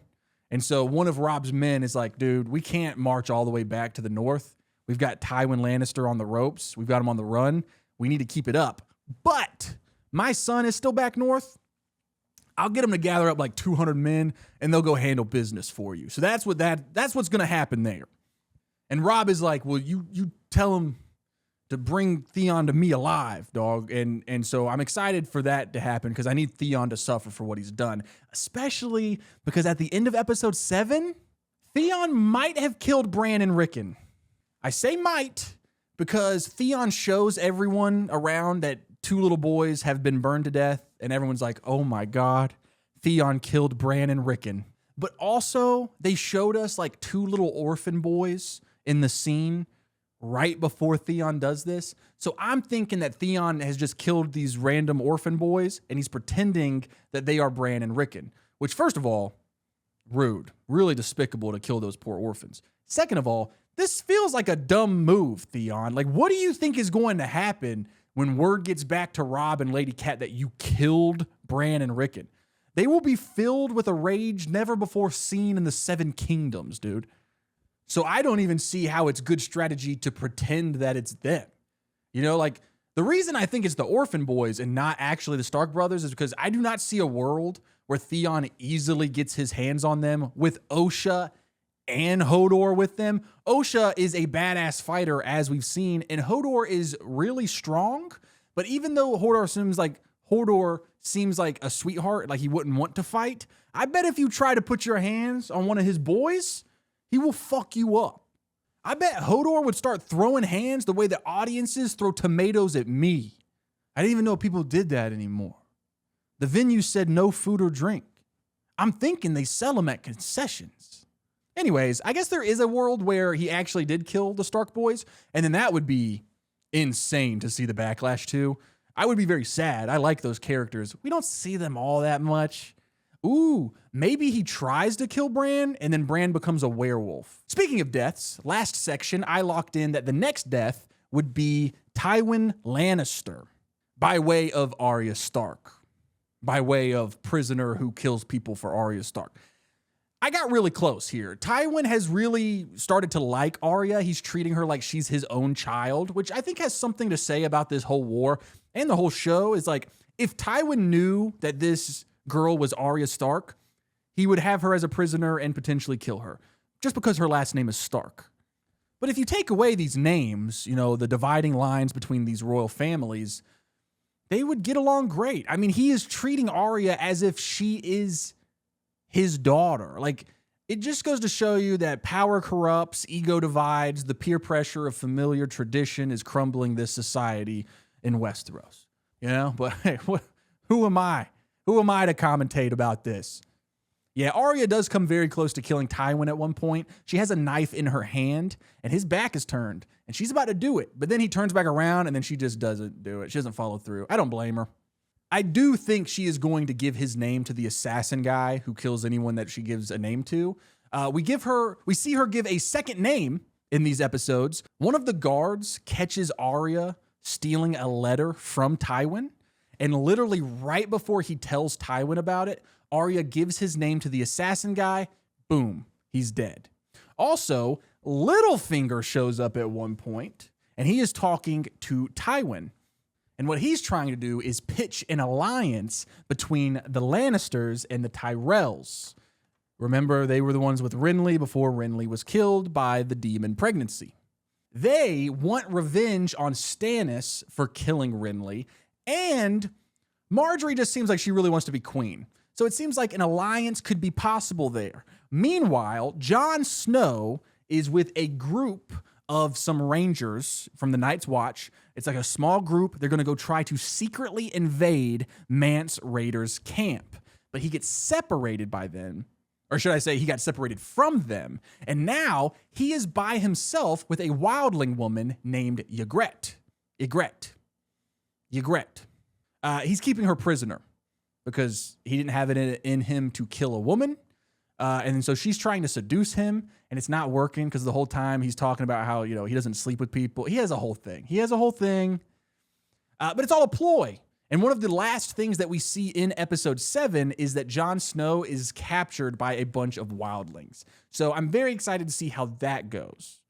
I do not think that Jon Snow is going to die by these wildlings, but I've been caught off guard before. Shout out my boy Ned Stark. Something very interesting that happens in these episodes is that King Joffrey and the royal court are out in King's Landing, and the peasants, who are starving, straight up attack them. It's a whole riot. And then Joffrey, who is a terrible king, is just like, kill them all. So now Tyrion is trying his best to lay down the law. At one point, Tyrion slaps the shit out of Joffrey. Like I've said a billion times, Tyrion is my favorite character in this show. I really like my theory from the last section that I had where I said Tyrion is going to be the one who betrays Joffrey and kills him. Dude, I think Tyrion might be the one who ends up on the throne at this point. But I say that, and then I also have this like terrible feeling in my gut of Tyrion is actually going to be killed randomly, and it's going to be like devastating for me. Meanwhile, across the Narrow Sea, someone has stolen Dany's dragons, killed a lot of her people. Once again, she cannot catch a break, dude. It seems like the dragons were taken by the creepy dude that can multiply himself and has a blue mouth. So she has to go to the House of the Undying to try and get her dragons back. I'm sure that's going to be super chill. Very easy task. Probably won't be terrifying at all. I'm sure those blue-mouthed freaks will do nothing scary at all. I do have 2 theories on who could be the next character to die. In episode 7, we see Jaime Lannister for the very first time in a long time. He is still being held prisoner by Robb. He tries to escape at one point, kills a guard, which causes the father of that guard to demand that Jaime be killed, and he gets his head. It's a whole brouhaha, and honestly, I will be really shocked if Jaime is not killed in the next 2 episodes. Because obviously, Lady Cat and Robb won't want to kill Jaime because that would put Sansa in danger. And then they also think that Arya is still being held captive in King's Landing. So it would put both of their daughters in danger. Well, Robb's sisters, Lady Cat's daughters. Look, there's incest in this show, but that's not happening. Personally, I think it's going to be a thing where they cannot control the men. And so the men killed Jaime in the middle of the night against their wishes, which would put Sansa in a very, very bad spot because the queen also just found out that Sansa is officially a woman and can now have Joffrey's children. Add on the fact that it seems like Marjorie Tyrell is making a push to become Joffrey's queen instead of Sansa. And I think Sansa it might not end well for Sansa, dude, because here's what I think is going to happen. Jaime's killed.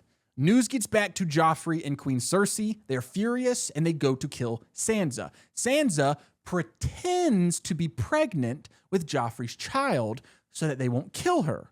Then Marjorie Tyrell shows up, and it's in the best interest for the Lannisters and the war if they partner up with the Tyrells because the Tyrells have lots of money.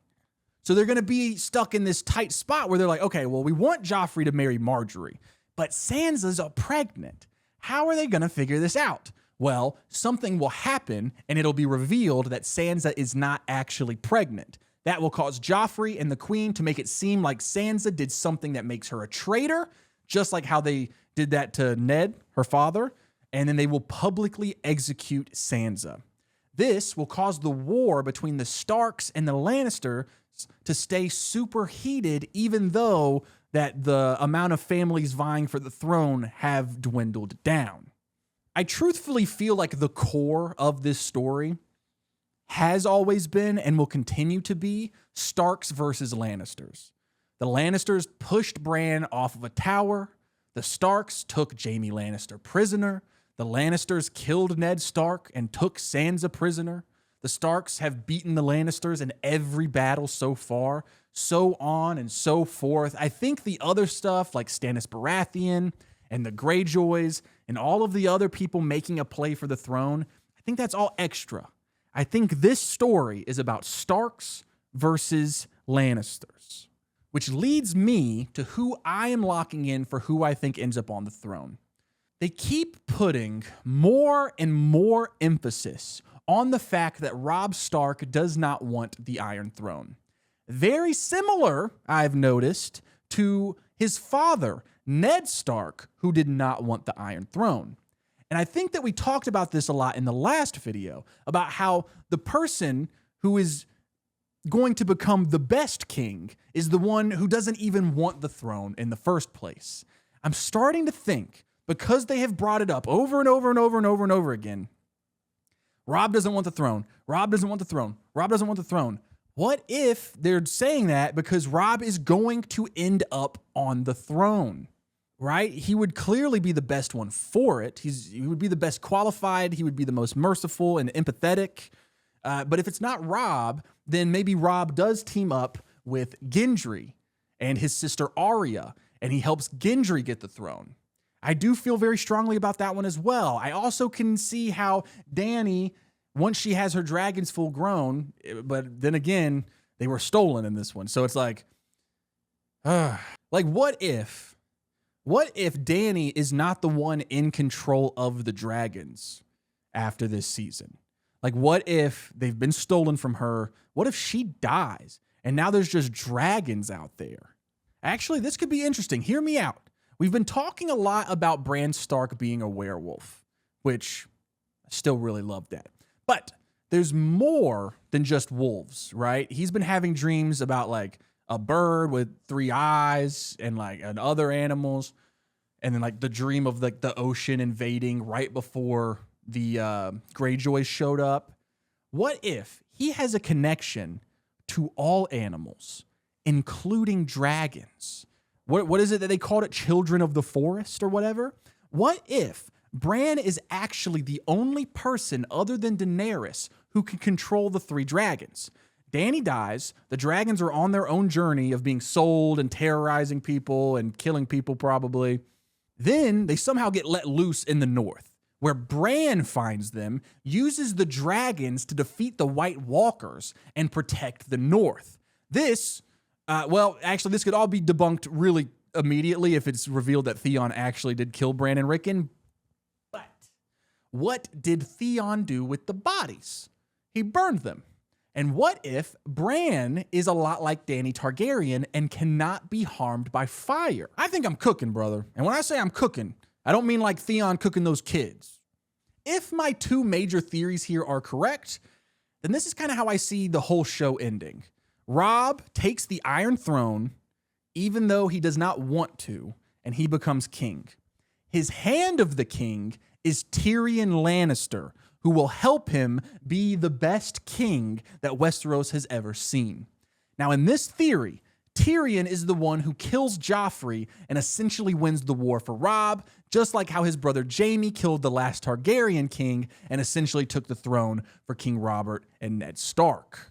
In fact, there could even be a parallel there where Gendry and Robb are battling together for the throne, just like how both of their fathers, Robert and Ned, were battling together to take the throne. And Ned took a step back and purposely let King Robert take the throne because he didn't want it. And that was a big mistake because King Robert sucked as a fucking king. Ned didn't have, let me rethink. Let me think before I say this out loud. Ned did not want the throne, but he should have taken the throne. Robb does not want the throne, but he should take the throne. And he's going to correct the mistake that his father made, and Robb is actually going to take the throne. Then Jon Snow becomes the commander of the Night's Watch. And check this out. I think he's going to create harmony between the 7 kingdoms and the wildlings north of the Wall. Here's what I'm thinking with that. I'm thinking that, because remember, he gets captured by the wildlings. I think he's going to end up having a lot of empathy for them. And it's like a classic, it's not their fault that they were on the wrong side of the wall when it was constructed type of thing. Because that's already been hinted at with him and the wildling lady that he's with.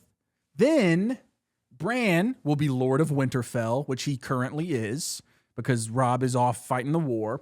Arya will become commander of the King's Guard, a brave warrior who protects King's Landing for her brother Robb.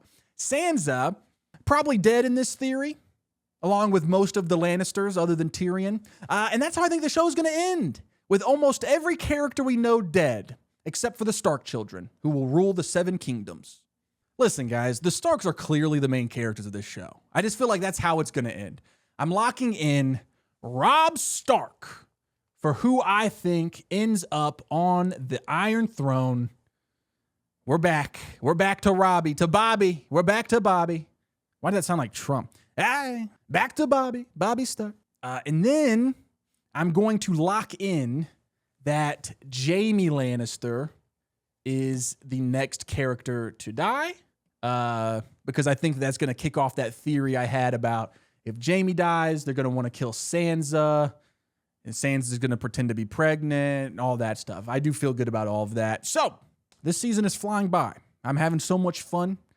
Let's go watch the next 2 episodes and see what happens.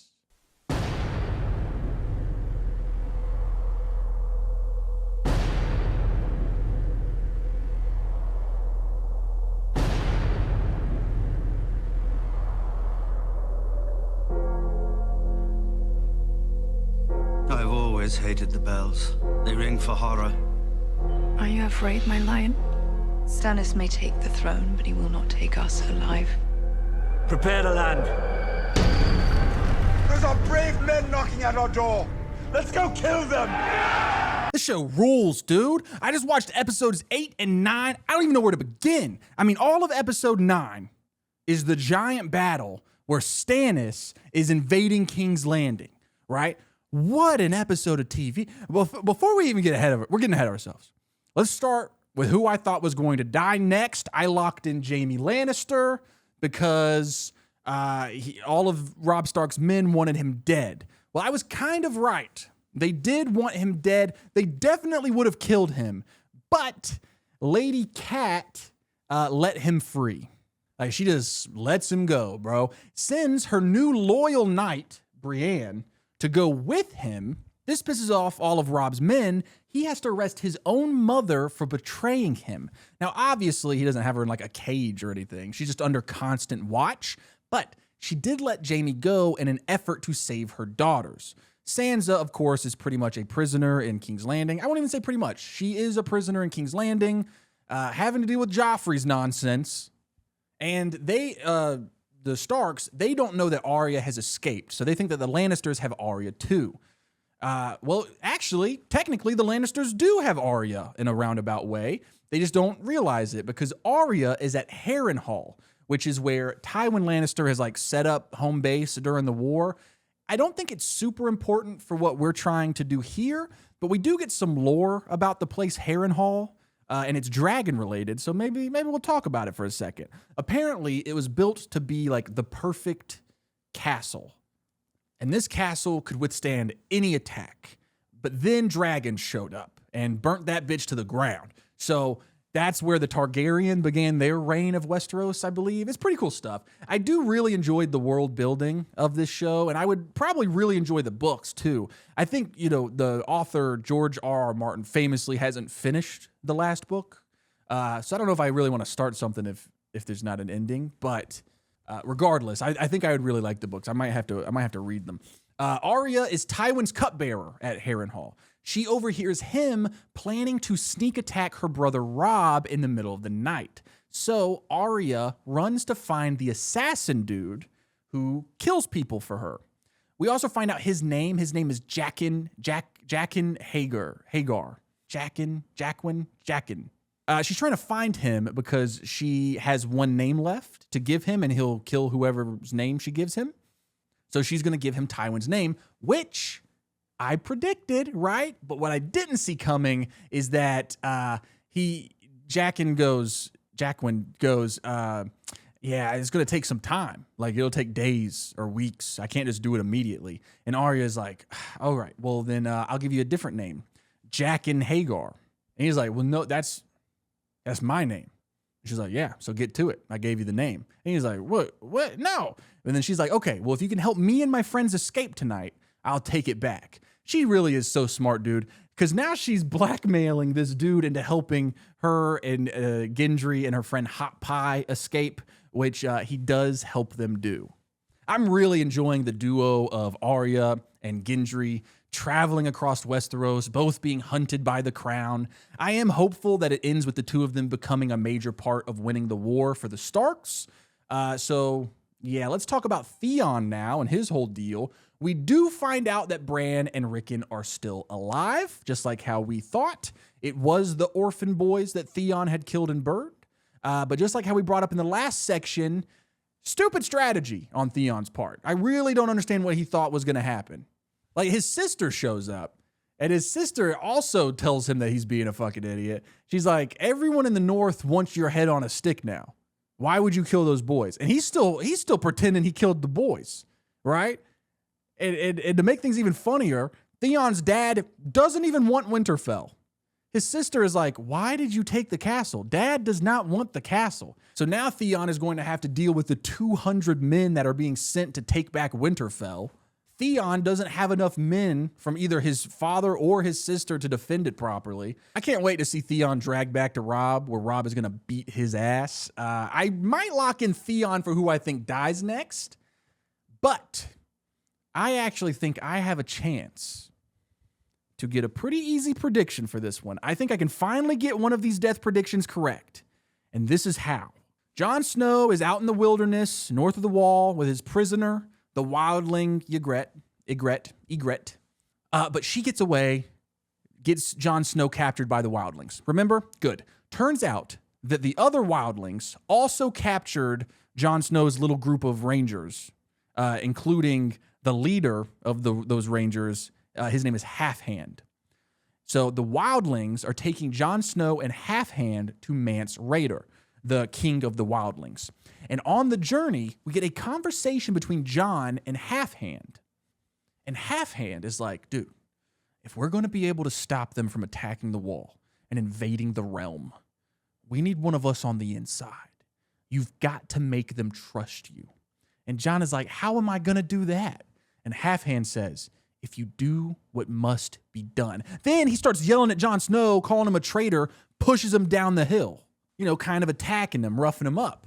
I think Halfhand is telling Jon Snow that he is going to have to kill him to show loyalty to the wildlings. Essentially, Halfhand is going to sacrifice himself by letting Jon Snow kill him, so that way Jon can gain the trust of Mance Rayder and the wildlings.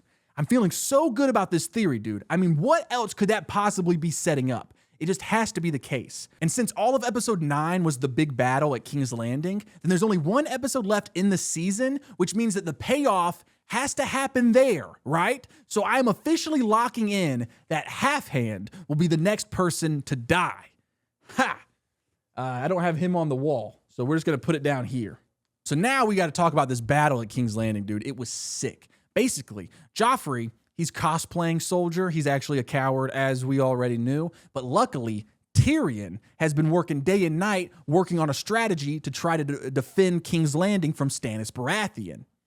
And his plan works great, dude. He lets Stannis' ships get closer and closer to King's Landing, and he doesn't even have any of the Lannister ships out in the water to defend the city, except for one.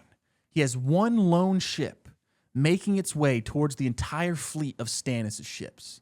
And this one ship does not have any men on it, but it's filled with wildfire, and it's pouring out all over the ocean. Then, once it gets close enough, boom, a flaming arrow gets shot at the boat, everything explodes. Tons of ships get blown up, tons of men are killed and burned by the wildfire. It should have been enough to send the rest of the fleet running, but Stannis is stubborn. He demands that his men get into the rowboats and push forward anyway. So now they're battling out there on the shore, right? But Stannis' men are winning. They're getting closer to breaking through the gates. It's time for Joffrey, the king, to rally his men and join the fight. But he doesn't. his mother, Cersei, demands that he comes back inside where it's safe. You know how kings do. And he is so terrified that he's like, okay, yeah, I'm going to go in. As he's running away, all of the men that are about to like die fighting for him is like, well, what? If the king's leaving, why would we stay here and fight? And it's looking like the battle is lost. But my boy Tyrion steps up and he starts giving this awesome speech about who cares about the king. If these men invade King's Landing, it's your homes that they will burn. It's your family that they will kill. And he rallies all of the men, and he has another meta strat. There's a secret tunnel, and they're able to go through the secret tunnel and attack Stannis' men from behind. And Tyrion is like leading the battle, dude. And they do really good. They kill all the people there, and everyone's chanting for Tyrion. And I'm like, what a feel-good moment. And then a whole lot of more men show up from Stannis' army. Tyrion, who is leading the battle, gets his face sliced by a sword. I'm hoping he's not dead. It's implying he's not dead.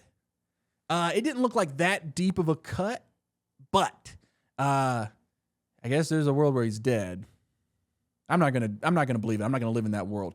I mean, he's just such a cool character. I mean, he started off. I mean, I don't have to tell you. You've been here for the whole journey. He's just like, he's gotten respect of all the soldiers now.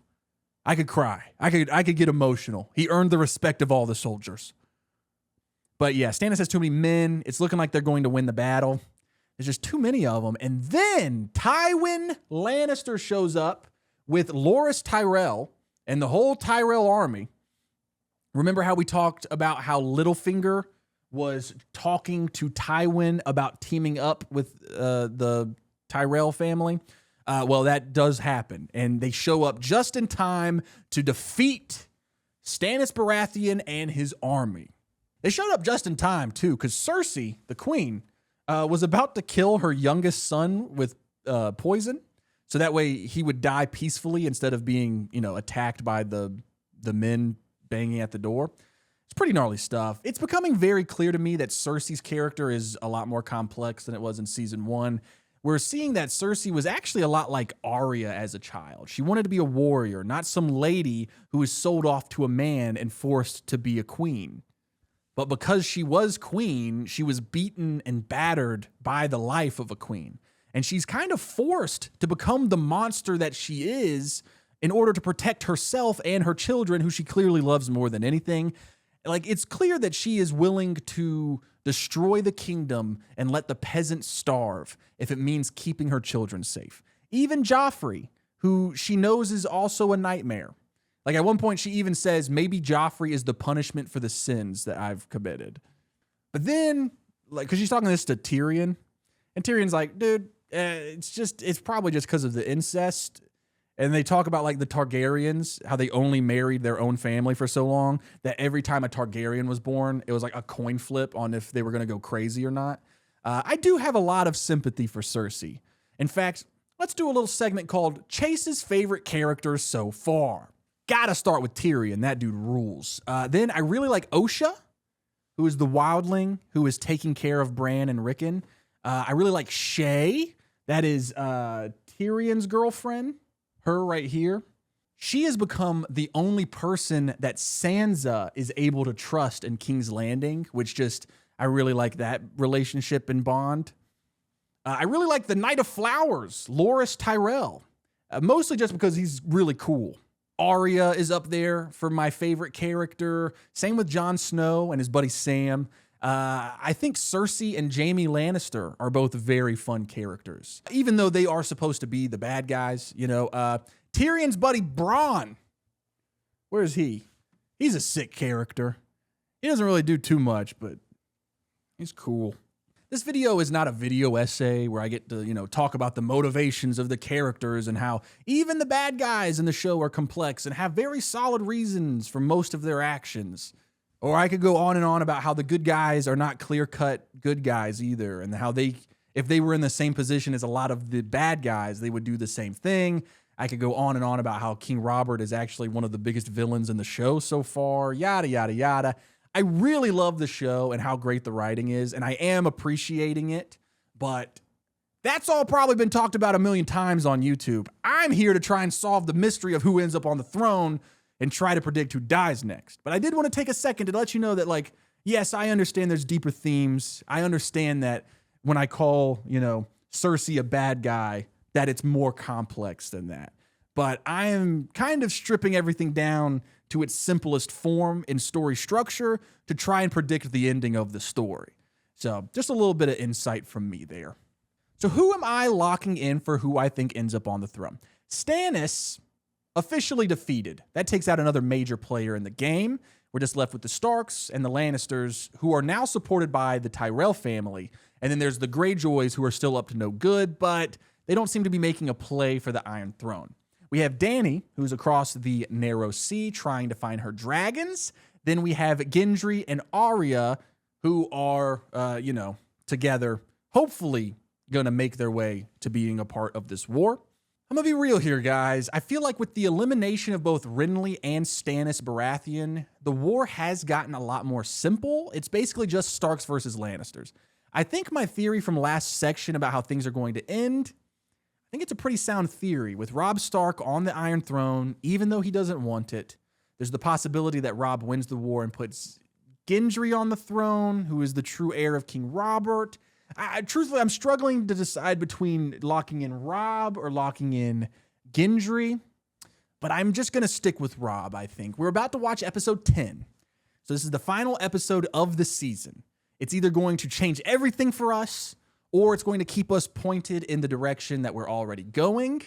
I'm thinking the White Walkers might make an appearance really soon. Both Sam and Jon Snow's little group of friends in the Night's Watch, they find a bunch of hidden weapons made of dragon glass. I'm thinking that those are weapons that can kill White Walkers. So I'm thinking we see them become the next major threat. Maybe they show up next episode and then they're the big bad guy for season 3. That would make the most sense since Stannis Baratheon has now been defeated. The White Walkers could change everything for us. They're always on the back of my mind, man. They're always on the back of my mind. I don't know.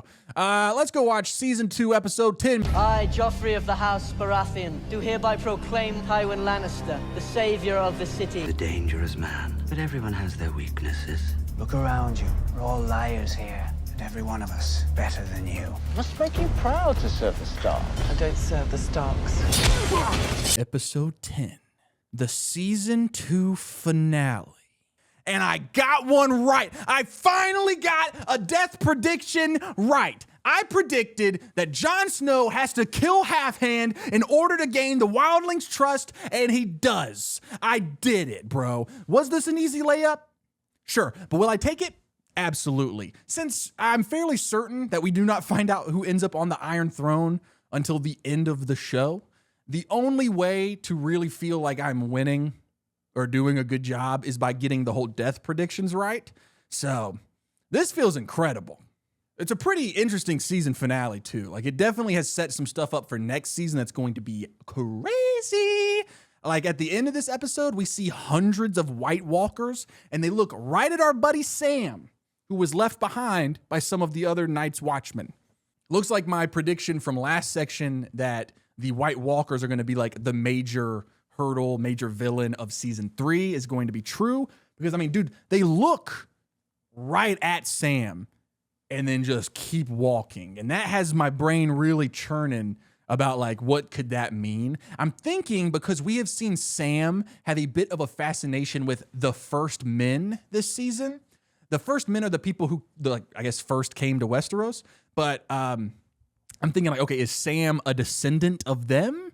But that doesn't really make any sense. I don't know if that would make him special because Jon Snow this season straight up says that as a Stark, he is a descendant of the First Men. Plus the Wildlings hinted that they all come from the First Men as well. So I don't know if that would necessarily make Sam very special, but there's got to be something there, right? The White Walker, who is on a zombie horse, by the way, looks Sam dead in the face and then just keeps going. So maybe Sam is a part of some sort of prophecy. Right now, or not right now, his whole arc from when we first met him in season 1 to now is about how he's a loser and he's never going to amount to anything. So obviously he's going to do something really important and amount to something, right? That's just how stories work. So like maybe he saves all of the Night's Watch, or maybe, and this is a little out there, dude, what if he turns evil? We haven't seen something like that in this show yet. Like, we've not seen a good guy turn super evil. Maybe Sam becomes the king of the White Walkers, and they can call him something like the Living Walker. That's pretty badass. The only man that the undead serve. Then we would have to see like Jon Snow versus Sam in a battle, which when the Sam that we know as of now is like, well, Jon Snow would destroy him. But what if this is way down the line, dude? What if this is a Sam who was trained by the White Walkers and like given White Walker zombie powers, dude? Best friends torn apart by the North. It could be like, you know, like I don't read a lot of fantasy and I don't really watch a lot of fantasy, but I feel like it's a common trope in stories like this where it's like, oh yeah, those two were best friends back in the day.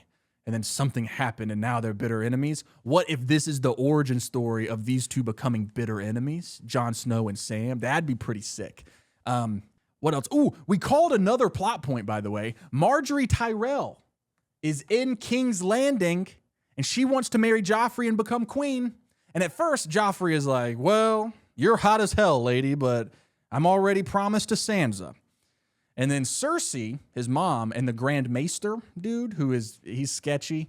They look at Joffrey and they're like, no, you're good, dude. Sansa fucking sucks. You can marry this new chick. And so Joffrey and Marjorie are officially betrothed. This is not good for our girl Sansa. But here's what's fascinating, though. Littlefinger pulls her aside and he's like, look, I can get you out of here, get you back to your family. He doesn't talk like that. He has like a bit of more of like an Irish accent. Anyway, Sansa is like, no. This is where I belong. And that is so fascinating to me. I think it's just showing how smart Sansa is.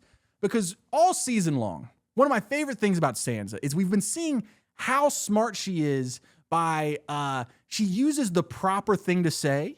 Like, because there's all these rules in the kingdom about how you're supposed to talk and what you're supposed to say. And she always says exactly what she's supposed to say, but she says it in a way that twists it into an insult, usually towards Joffrey and the other Lannisters. So she's insulting them, but she does it in a way that's the correct thing to say. It's so good. It's really cool because they can't get mad at her for saying that she's praying for Joffrey's well-being, but the undertone is that she's praying that Joffrey gets his head taken off. I did give her a hard time last season. It's just because I didn't know what was happening. She's a really cool character, and I think it shows how intelligent she is because she knows that she can't trust Littlefinger because that is the man who betrayed her father. And Sansa is relying on the only thing that she thinks can save her, and that's honor and tradition. If she does everything completely by the book, then hopefully the Lannisters would be too afraid of looking dishonorable to kill her. But I don't know if that's going to like save her from very long because Joffrey is a fucked up dude. Like Sansa will hopefully find a way out of King's Landing next season. Otherwise, I think she's going to be probably the first death of next season. Speaking of Lannisters, Tyrion, he's just cast to the side. Like after saving the city last episode, all of the credit has gone to his father Tywin, who is now the hand of the king now that he's officially in King's Landing. He gets... trying to say Tyrion and Tywin back to back is crazy. Tyrion is just like kicked out of his bedroom. He's given like a smaller room that's not near as nice. He no longer has any power. We find out that it's his sister, the queen, who tried to have him killed during the battle, but luckily his squire, Podrick, saved his life. And Tyrion has a gnarly scar across his face. But his girl, Shay, she still loves him. And that was a really beautiful scene. It was a really beautiful moment. I do think that while this is infuriating that Tyrion has been mistreated so poorly after saving the day and earning the respect of all the soldiers, this could be really good for my theory. Because there's a moment where the spider, this guy, is talking to him. And he says, the king won't award you. The histories won't mention you. But many of us know what you did. And I think that this could be what causes Tyrion to switch over to the Starks' side. Because remember, in my big theory, this show ends with Robb on the throne, but Tyrion as his hand of the king, his right-hand man. Speaking of Robb, in this season, I haven't even mentioned her yet. Robb meets a doctor lady this season, and he falls in love with her. And I guess I never took it very seriously because every time he would talk to his mom would be like, "Hey, you promised to marry that the daughter of the Bridge guy, remember?" Which it's just occurring to me that my last name is Bridges. So does that mean that I would be in charge of a bridge if I was in Westeros? That'd be pretty cool. I get to pick who gets to come and go. And if I don't like you, you ain't crossing my bridge, dog. Chase Bridges, Lord of all bridges of Westeros. It's like a guy's like late to a birthday party, and everyone's like, why are you late? And he's like, "Oh, Lord Chase Bridges of the bridges wouldn't let me cross his bridge." And he's like, "Why?" I didn't like and subscribe his video." But yeah, so Robb is like talking to his mom, and he's like, "I don't care that I promised to marry the bridge dude's daughter. I love this doctor lady." And the next thing you know, bro, they get married. They got married quicker than a couple of freshmen at a Christian college, bro. But then we get a super badass scene with Brienne. And remember, she's carrying Jaime around. She's got to take him back to King's Landing per orders of Lady Cat. When we see this badass scene, she messes up 3 dudes in a fight, shows Jaime, because Jaime's been talking mad trash the whole trip so far. He doesn't know that she's like the best fighter in the 7 Kingdoms. Now, I don't know if that's true, if she's like literally the best fighter in the 7 Kingdoms, but it kind of seems like she is, because if we're looking at this show power rankings wise, it seems like Jaime Lannister is considered the best knight. Everybody seems to say, yeah, Jaime's the best fighter in the whole 7 Kingdoms. The second is the Knight of Flowers, the Tyrell guy. Brienne, we watched Brienne defeat him in a fight at one of those festivals. When they throw the little fights, the kings are like, "Fight for me." Hey, if any of you want to cross my bridge in Westeros, I'm going to make all of you fight. I'm making all the subscribers fight, dog. I'm like Mr. Beast. Fight for my entertainment. I'll give you some money. But anyway, it seems like since Brienne defeated the Knight of Flowers, who is like seen as like the second best fighter, then it's either her or Jaime for the best fighter in the 7 Kingdoms. And it'd be really cool if we do get a fight next season between the two of them, and we get to find out who the real best fighter in the 7 Kingdoms is. Brienne's a badass, dude. She could end up on the throne. I'm joking. I don't see a world where that happens. But I do think they're setting her up for big things. I mean, like, the real reason that I brought up this scene is because of Jaime Lannister. It's looking like he is going to be returned to King's Landing, and that is going to be very, very interesting, because once Jaime is back to his sister and his family, they really have no need to keep Sansa alive. So that's not good for her. But then also, what's going to happen with Jaime? Is he just going to turn around and go right back into fighting the war against the Starks? There's got to be something new for his character. They can't just rinse and repeat his same story arc, right? So maybe Brienne and him do fight, and maybe Brienne kills him. That would be interesting. Stannis. We find out that Stannis is still alive, and so is his Red Priestess, or whatever her name is. I'm really not sure where that's going to go, because it's like, he got defeated. Is he going to like try to do it again? I do not see a world where this TV show does another episode of him trying to invade King's Landing. Speaking of Winterfell, though, there's Theon. Theon might be dead. I don't really know what happened to Theon. He was locked up in Winterfell, completely surrounded, and then his own Greyjoy soldiers knock him out, put a bag over his head, and leave. Then someone burns down Winterfell. I don't understand what happened here. I don't know if it was the Greyjoy soldiers or the soldiers that Robb sent to stop Theon, or what. I don't know. Maybe it was obvious and I just missed it, but someone burnt the place down. So that causes Bran and Rickon, along with Osha and Hodor, to have to go north. They're going to try to get to the wall to their brother Jon Snow, so that way he can protect them and hopefully get them back to Robb and Lady Cat safe and sound. I imagine that's going to be hard, though, because Jon is currently north of the Wall, being taken to the king of the wildlings, Mance Rayder. And while we're talking about Starks, Arya and Gendry and their friend Hot Pie have escaped. And that assassin dude, Jaqen, he shows up and he talks to Arya and he says that he can take her to Braavos and teach her to become a faceless man. And I was like, the fuck does that mean? But then he turned around, changed his face. So I guess that's what that means. But Arya turns him down. She goes, no, I have to go find Robb and my family. And I'm thinking that this means that my theory that her and Gendry are going to go to Robb, where they will become a part of the war. Gendry is going to be seen as the rightful heir to the throne, and they will use Gendry being the rightful heir to King Robert as a way to rally up some support against the Lannisters and keep the war going. Then there's Daenerys. I'm going to be real, dude. Her storyline has not been super interesting to me this season. But the way that this episode ends, it might get real exciting for her next season. She does get her dragons back. They burn that one creepy dude with the blue mouth alive. And then she locks the king of Qarth up in his own vault and take all of his gold and jewels. So now she can afford a ship to cross the narrow sea. It looks like Dany's finally going to be joining the war. I'm very, very excited about that. Now, earlier in this video, I think I mentioned the vault.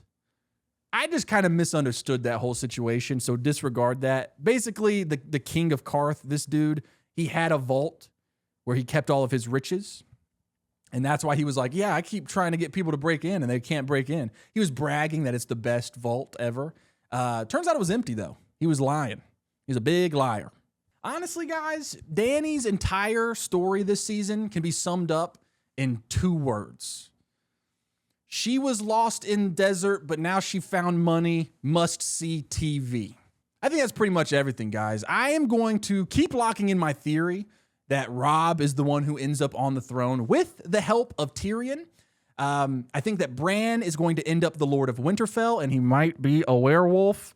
Or maybe he becomes the owner of the dragons. Jon Snow is going to become Lord Commander of the Night's Watch. And I think he's going to change a bunch of the rules so that they can include the wildlings in the kingdom. And I think that Arya is going to become the commander of the King's Guard while Robb is king, or something like that. I think it ends very Stark heavy. And I don't think that's dumb. They've been clearly the main characters since episode 1. Guys, the Game of Thrones Season 3 video will be out soon. Just be patient with me. I have other videos and obligations that have to come out as well. The link's down below for Patreon. All right. Dope.